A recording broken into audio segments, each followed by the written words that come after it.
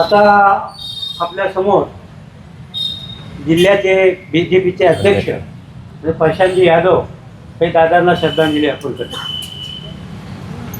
दादांच्या आजच्या जयंतीच्या निमित्तानं उपस्थित असलेले सर्व पक्षाचे नेते पदाधिकारी, दादांवरती प्रेम करणारी आपण सर्व मंडळी, प्रमोदजी साहेबांनी दादांबद्दल बऱ्याच गोष्टी सांगितल्या.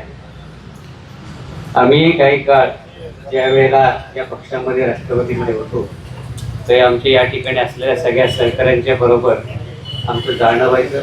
जयंत असतील, राहू असेल, आम्ही सगळी मंडळी दादांचा असणारा लोकसंग्रह त्यातूनही प्रत्येक व्यक्तीला दादा ओळखायचे. तो कुठून आलाय, किती लांबून आलाय, त्या सगळ्या गर्दीतून त्याला बोलवून घ्यायचे आणि त्याला आलेल्या कुठली जी अडचण असते की त्या ठिकाणी दादा त्याचा असलेला कागद घ्यायचे, खिशात ठेवायचे आणि अनेक वेळ असं पाहायला मिळायचं की तो माणूस घरापर्यंत परत जाईपर्यंत दादांच्या ऑफिसमधून फोन आलेला असायचा आणि त्याचं काम दादानी ज्या ठिकाणी मार्गी लावायचं होतं त्या ठिकाणी मार्गी लावलेलं असायचे. अशी अनेक उदाहरणं आम्हाला दादांबद्दल सांगता येतील.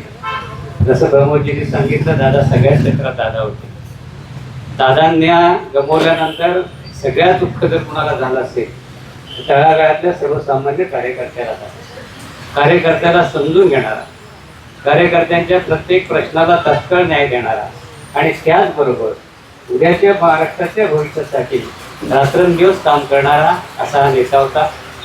आज मला जरी त्यांच्या जास्त संपर्कात जाता आलं नाही तरी आमच्या अनेक मंडळी त्यांच्या संपर्कात, त्यांच्या जवळ जाताना त्यांच्याकडून ज्या पद्धतीची वागणूक मिळायची ती जवळून पाहता आली. दादा जाण्याने खरं म्हणजे महाराष्ट्राचं नाही तर देशाचं फार मोठं नुकसान झालं. आज खऱ्या अर्थानं आपण जर म्हटलं तर महाराष्ट्र मोडका झाला असं म्हटलं तर काय वावगं ठरणार नाही. या नेत्यांच्या यादीमध्ये, महाराष्ट्र घडवणाऱ्यांच्या यादीमध्ये जी अनेक मंडळी आहेत त्याच्यामध्ये दादा एक होते. दादांना भविष्य दिसत असायचं. पुढच्या 10-20 वर्षामधला प्रत्येक गोष्टीचा निर्णय करताना ते 10-20 वर्षामध्ये काय होणार आहे या सगळ्याची त्यांना जाण असायची. आपण सगळ्या मंडळींनी आज त्यांच्या जयंतीच्या निमित्ताने त्यांना, त्यांच्या कुटुंबाला या सगळ्यातून पुढे जाण्याची त्यांना ताकद मिळो.